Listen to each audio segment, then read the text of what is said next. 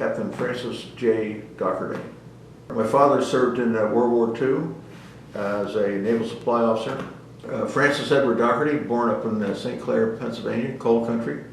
He graduated from St. Joe's Prep, a Jesuit school in Philadelphia in 1926.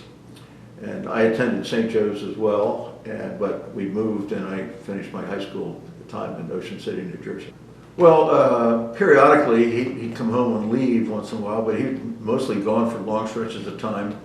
And he was in Naval Aviation Supply and traveled all over the place, and I wasn't really sure where he went all the time, but he'd be gone for 6, 8, or 9 months and so forth, and then come home for a week or 10 days and whatever. But that lasted throughout the war. And then when the war was over, he left service as a lieutenant commander and then served as a government service employee in Naval Aviation Supply because he had an expert knowledge of all that and experience.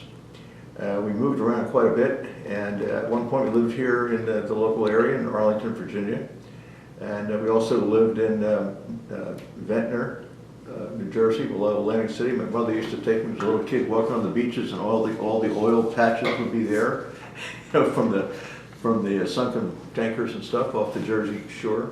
At the time, I was born in 1938, so during the war years, I was 4, 5, 6 years old.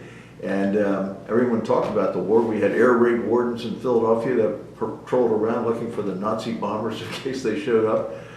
It was just an interesting time, and people talked about the war all the time and how our guys were doing and the various battles and so forth. And so I was, as a young little boy, just picking up peripheral knowledge and information of what was going on with our country. It was an interesting time, though. Back in the day, everything was being saved: tin foil, bacon fat, all kinds of stuff that was cycled into the various war usages and so forth. But it was my impression at the time was it was a whole national effort with everybody still at home here doing their bit to support our guys overseas.